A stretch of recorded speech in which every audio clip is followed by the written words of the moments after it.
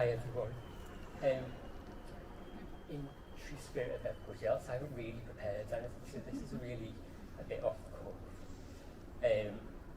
I personally met Sandra through work, and some of my compadres, colleagues are here today, Joe and David and Paul, and they all remember well our work with young LGBT young people in Knowsley. And we had a real challenge around that work. It was quite difficult. Lots of people actually were really suspicious of the work, resistant, some even opposing it, even though that was only 10, 15 years ago. We were committed and we struggled on, and Sam was there, our champion, our support throughout that time.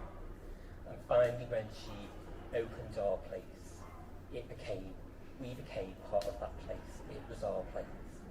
And young LGBT people had a space to meet, had a space to be safe, had a space just to be. And that was really, really important. Later on, as Jackie said, took part with Sam and Claire in the Big Love My Brother programme, which brought young men and boys from Knowsley together with leaders and men from across Merseyside to take part in creation, just being, talking, mixing. And that was an incredible experience because, again, this was something that people were suspicious of, didn't think would work, thought men and boys, they won't be together, they won't open up about who they are, talk about their lives, their feelings, their vulnerabilities. And sure enough, we proved them wrong because we did. Those young boys, those young men opened up. And it just went to prove that if you provide the right environment, the right community, people will do that and will have strength through that. So I hope that some of the young men have carried that forward into their lives and that experience. But I certainly have, as a man, as a leader, as a counsellor, and personally. Those young men showed me an example rather than me showing them an example.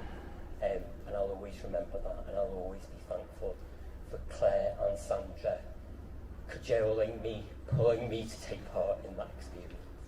So thank you.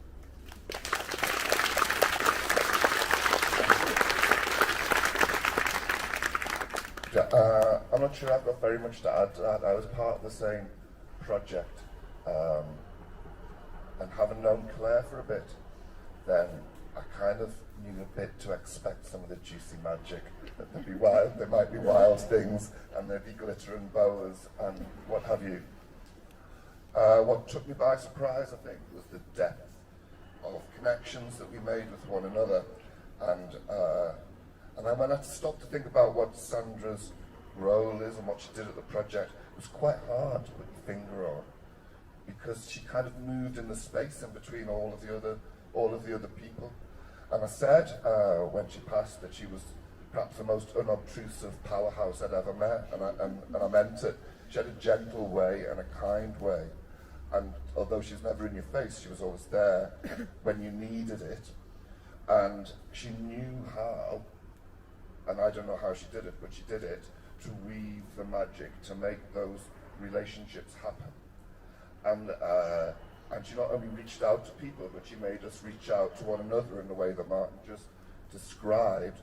And she made us feel that that wasn't because we needed it, but it was because we deserved it. And funny you should mention about the lasting impact of the project. It certainly remains one of the most powerful learning and growing experiences. It's changed my life, certainly very profoundly.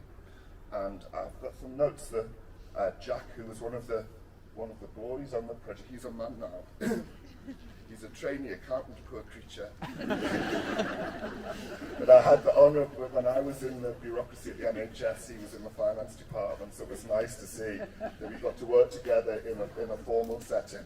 They never let me near the money. Anyway, Jack says, I met Sandra when I was 11 at a youth club. Sandra was determined to give us young people a place to be ourselves and grow, and that she did.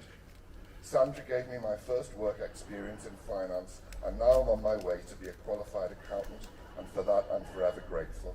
Sandra and Claire created a magical group for men and boys with Big Love My Brother, and this allowed us all to come together in a safe space and create a wonderful atmosphere. Big Love My Brother helped a lot with confidence, and for me to be able to grow into the man I am today. Big love, Sam.